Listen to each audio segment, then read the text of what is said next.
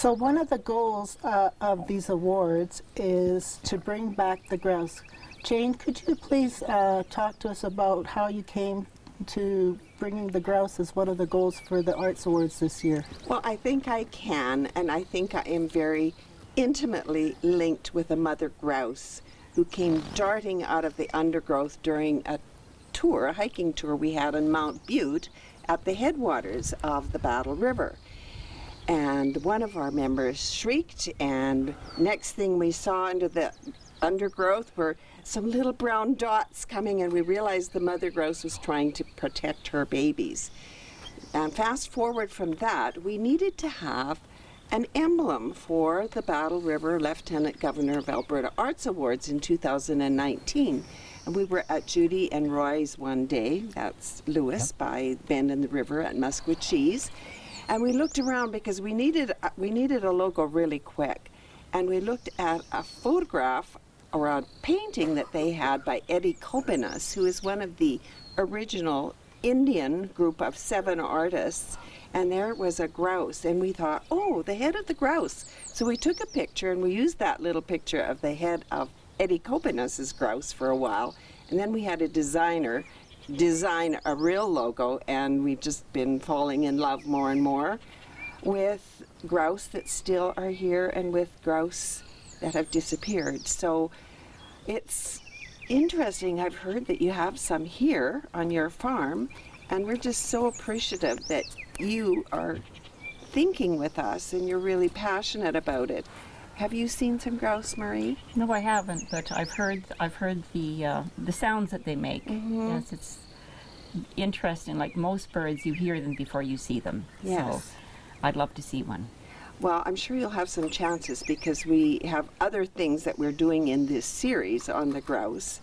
And it's just been amazing to me the way in which individuals across Battle River region are catching on to this notion for one species that there is something to really celebrate and learn about. And you talked about education earlier, and we can really, really learn from the grouse. What do you think we can learn from the grouse, Dawn, in your experience, in your background? Some of the key learning lessons, maybe 2 or 3. Well, they're an indicator species. They are. In other words, if habitat disappears and the grouse disappear, okay, but for some reason or other, and again, I'm among the guilty. We just say, well, that's too bad, eh? Mm-hmm. But we have to get over that too bad and say, look, and the Amish are very good at this. They believe that they're not above the community; they're part of the community, and if something disappears or is becoming less sparse, they say, we got to look at this because this is important to our culture. And I think we all have to become a little bit more Amish because that's a great way of looking at it. One of the questions that has come up because when we first started on this year of the grouse, we thought, what do we do for the grouse? But the real question now seems to be, and is driving people's imaginations in wonderful ways, is why do we need the grouse? And I think we could talk about that for a long time, but we don't have a long time right now, so we will leave that to the conversation that happens after, and to the conversations that happen in people's houses as they're watching this TV program and across the region, and to more conversations. I'm sure it's going to go on for 2020 and way beyond that as we rediscover and learn from the grouse.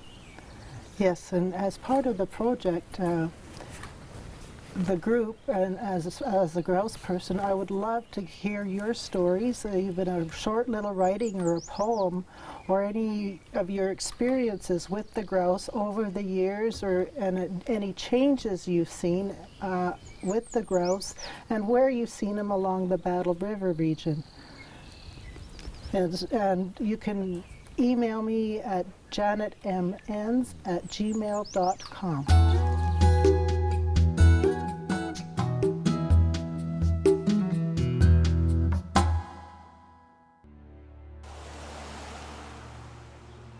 This driver just passed a stopped school bus. The question is, why? Was it because he didn't know the law? He got distracted? he decided to take a chance? It doesn't matter. You must always stop for a stopped school bus. Stop in both directions. It's not just the law, it's a child's life. Brought to you by the Child Safety Network and the School Bus Safety Company. I've benefited from volunteering with Eastlink TV in so many ways. It's easy to decide when you get the industry experience. I think others should volunteer with Eastlink TV because it's a great environment. It's almost like a family, and there's so many opportunities to learn, so many opportunities to grow.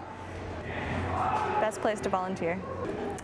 I'm saying that honestly. Join the Eastlink TV team. To become a volunteer, contact us.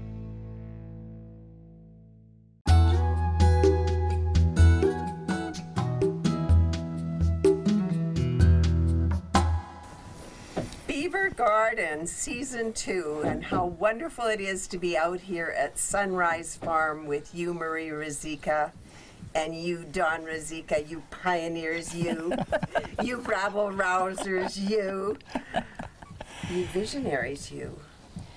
This is a section on prairie dreamers, and we're not going to talk with you very long in this session because we are going to hear from some of the people who are dreaming. But I understand that you're graduating or thinking about graduation. What kind of dream do you have for graduation after Sunrise Farm? Marie. I've thought about that long and hard. And we've lived out here in the country for 36 years. It's been wonderful. But now I feel a need to be closer to a larger community and to perhaps give back to the community in a different way of service than what we've been doing out here. And so I'm looking forward to getting involved in some worthwhile activities in Camrose and trying to be of help to some people. And are you dreaming of walking down an aisle with a mortarboard in a black gown? Or what will you wear for your, what do you dream of wearing for your graduation? As a matter of fact that you mentioned a mortarboard and a graduation gown, I've also thought of dreaming about going back to school and taking a course or two in whatever area that strikes my fancy. Wonderful, and think of how wonderful it would be for students across the lifespan to have you in their class with this profound knowledge base that you have in nature, who is the teacher of teachers.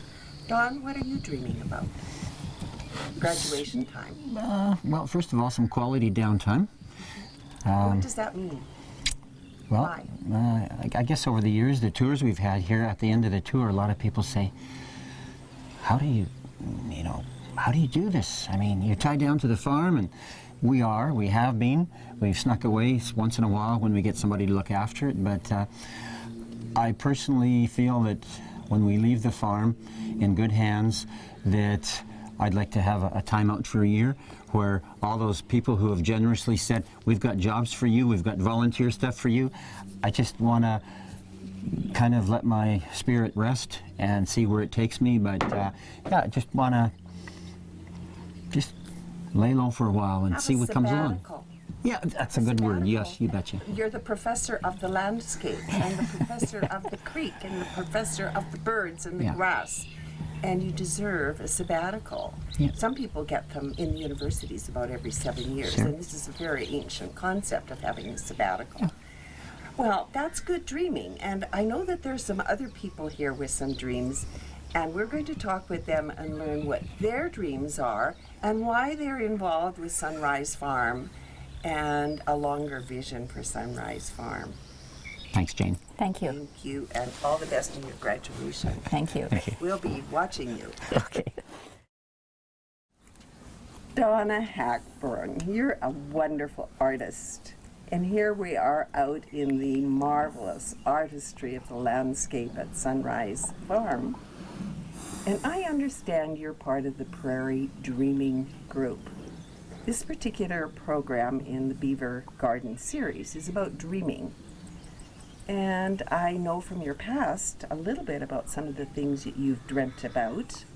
But I want to know now, and I know that the people watching want to know what has led Donna Hackburn, with all her talents and her wonderful background, into this experience with Sunrise Farm?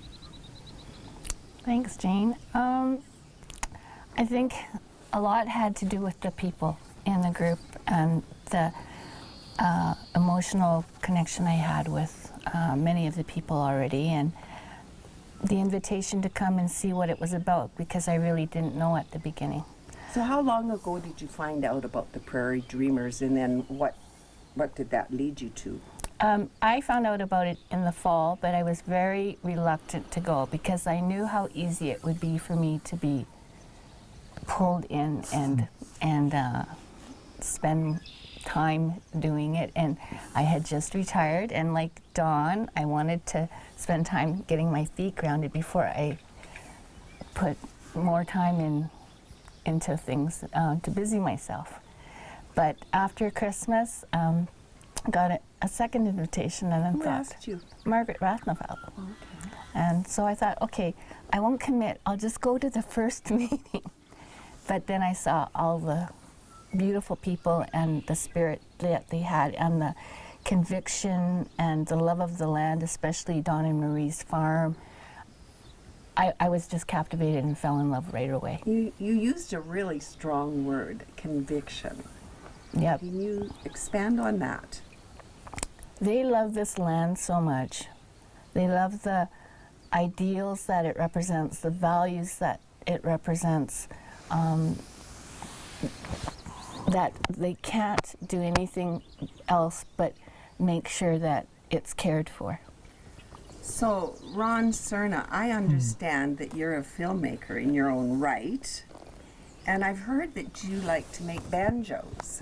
And I'd like to understand what being a filmmaker and making banjos has to do with being a prairie dreamer. You're new here, aren't you? Yes, I am, yeah. Thank you. I'm relatively new. I guess it's 10 months now to this community, countryside, returning after being away for 20 years. Oh, so you're from here originally? Yeah, from the prairies. Oh, nice. And welcome back. Thank you. It's good to see people come back. It's wonderful. Yeah, and I you know, that's part of it, is coming back and also just wanting to make banjos. I mean, you know, I've done a lot and, you know, spent a lot of time going and doing, you know, what needs to be done to take care of family and take care of,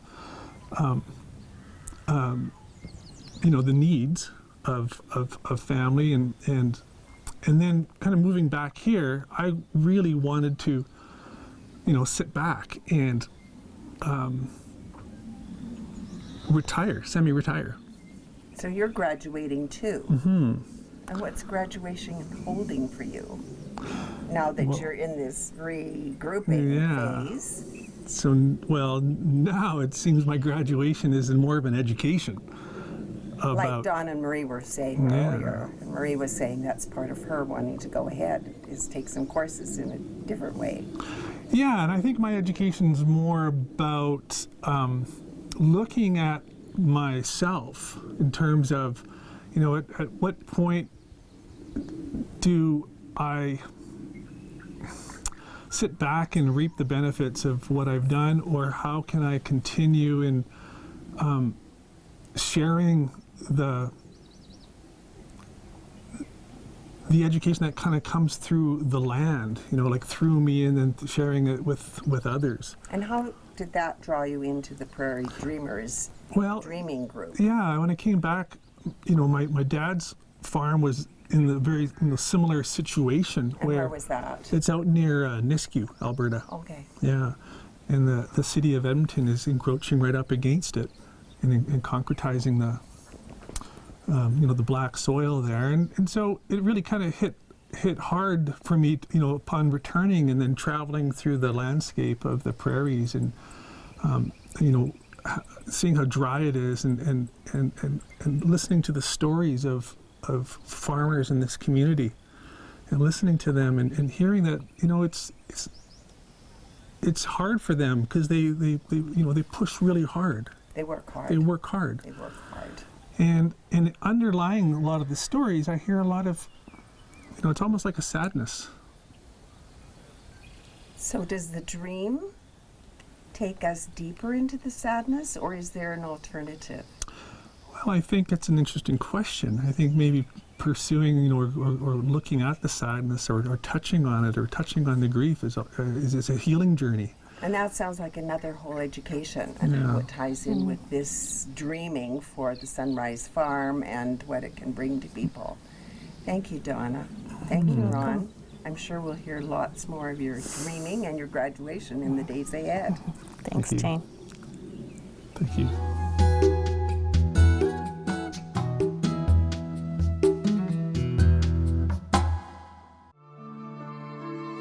Every year, a firearm takes a family member's life.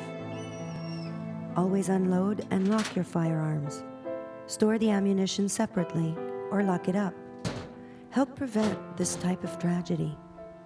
For your safety and the safety of those around you, if you have a concern about firearms, please call 1-800-731-4000. A message from the Canada Safety Council.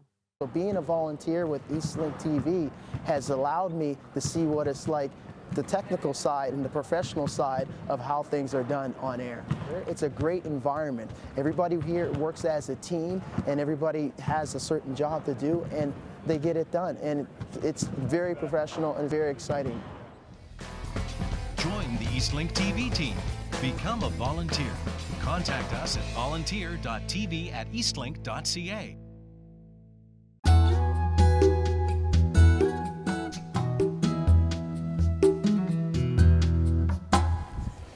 In this section of Beaver Garden on the Prairie Dreamers, we have two wonderful people. Wonderful wonder. One of male gender, one of female gender. The man of the male gender, would you please tell us your name and where you come from and why you're here sitting on this wonderful step at Sunrise Farm? My name is Jason Stuka, and I've most recently come from Lethbridge. I was down in Lethbridge for 2 years working on a farm down there. And I think it wasn't windy enough or dry enough, so you needed to see another place where the drought is biting. I missed trees, and yeah, I don't care too much for wind, so I'd rather take cold over wind, but one of the things that spoke to my heart the most were trees. So it was a dream. The trees were calling you, or what? When you just had to do gut checks of where you want to be, that was definitely one of them. As I would drive north, as soon as fields were surrounded with trees, something in my heart settled. But there was many other drivers, family, friends, but also over the years, new friends, old friends, young farmers, old farmers. My relationships were building more in central and northern Alberta than they were down there. Well, welcome to this part, to the Thank Battle you. River region. We're just delighted you're here. Thank you. I am familiar with more central Alberta. I grew up in Laklabish and lived in Edmonton, but Oh, Laklabish is a wonderful place. yeah, that's why trees are ingrained in my Lots soul. of trees there. Yeah. And Pat, I know you've got trees around your place, lots of them, and you live in a really dreamy place. How did your place, how was that influenced by your dreams, yours and your husband Ross's dreams? Well, we grew up on prairies, and then we moved to Vancouver Island, and were there for 20 years. And then Which is a wonderful place. Yeah, it was beautiful. There was nothing wrong with it, except that when we retired, you can only go up and down the island so many times before you sort of go, I want to get out of here. And so every time we wanted to go somewhere, we were on the ferry with a trailer or a camper or something. It was really expensive, and we went to Arizona, and everybody that we met in Arizona that was a friend was from the prairies. So we sort of looked at each other and said, do you realize that all of our friends are from the prairies? So why don't we just go back there? So you started to dream of coming back, or you started to do a business plan, or how did you go about it? No, we started to dream about it, and we said, What does the dream look like? Well, Up close and personal. my dad was a farmer back in the day before all the sprays and all that they were just coming in. And so our farm was similar to this. And where was your farm? Beaver Lodge, near Beaver Lodge, Alberta. And so when I was invited to come to Razika's, it was just sort of like coming home. Who invited you to Razika's? It was the outdoor club in Camrose. Oh, like you've had at your place, the outdoor club, which is where I met you. That's and right. We had some good talks about grouse and water and lots of good things. Yeah, and Battle River and all that. Yeah. So when they invited you to the Razika Sunrise Farm, what happened? Well, it was like coming home, except that Don had a bunch of things that I thought were so interesting. Like at that point, he had pigs and chickens and turkeys and all that, and about how he moved the pens along so that they could just use all the grass, and then the animals would poop, and then they would move the thing on, move the cage on, and so it just kept being the perfect cyclical way of doing things. So are you getting an understanding of what's happening here now, and how long have you been on this journey or this dreaming? Well, I figured out today that the first time I came was in 2011, and then I came again about 2 years later, and then this is my third time. And this time I met people who were in this actual dreamer group. And are you a member of the No, dreamer group? no, I never heard about it. No. You just like it? Yeah, I think it's wonderful. And when I heard that Don and Marie were going to retire and what was going to happen here, like a farmer who doesn't have the same idealism might buy it, it was like, oh my gosh, what's going to happen? Like, they've worked 11 years to get it to this, and it would take a farmer with a big implement one day to turn over all of this buffalo grass and everything.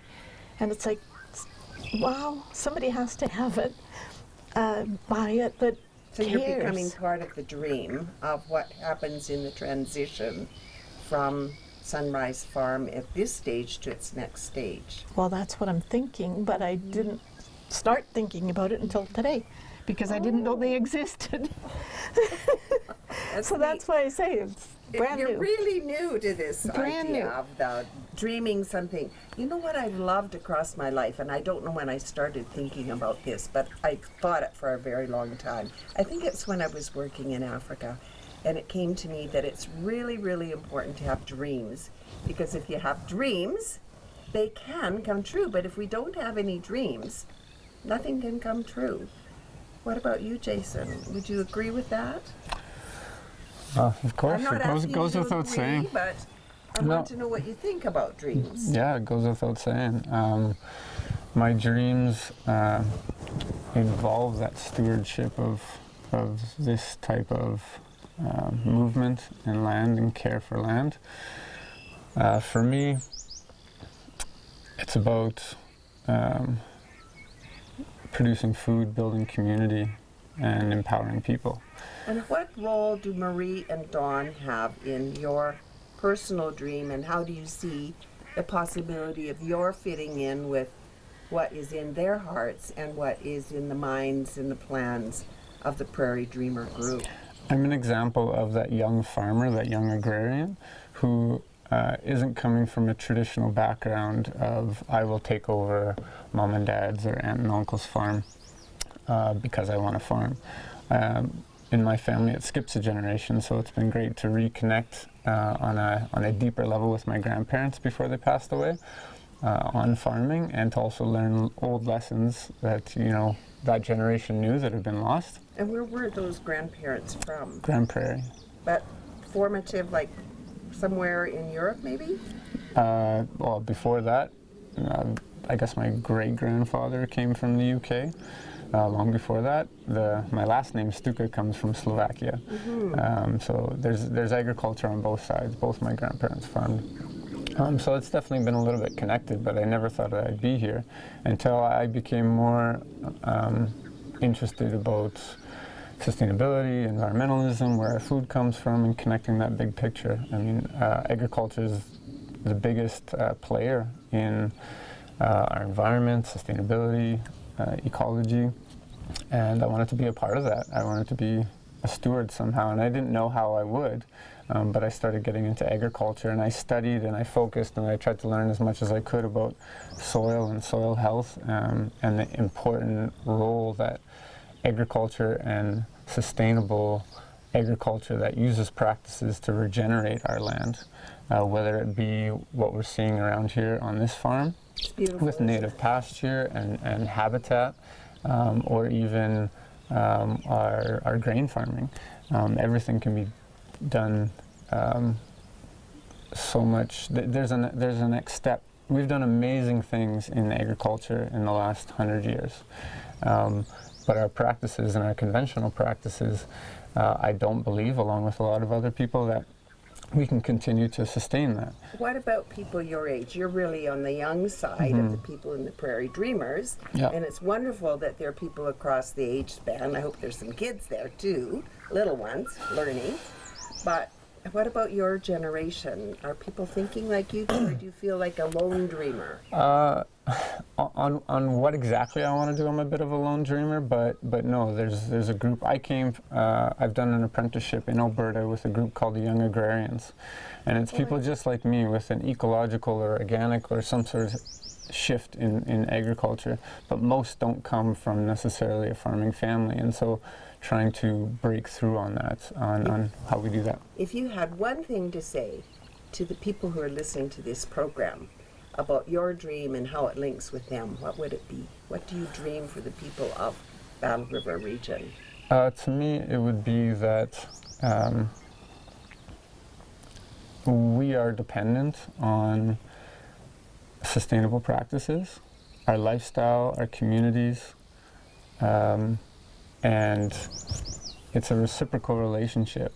If people want to feel empowered that they can do something for our future and for sustainability of our future, they can by some level of involvement, and that can be in support and getting in touch and building that community with our farmers, with our young farmers, with our old farmers, being supportive of this shift that's happening in agriculture to some extent as a way of empowerment for people who aren't necessarily involved. Well, dream on, Jason. We look forward to your dreams becoming reality. I'm sure they will. I really believe that. Thank you. And Pat, we want to hear more of your dreams and see more of your dreams coming into fulfillment as well. Thank you so much. Thank you. Thanks.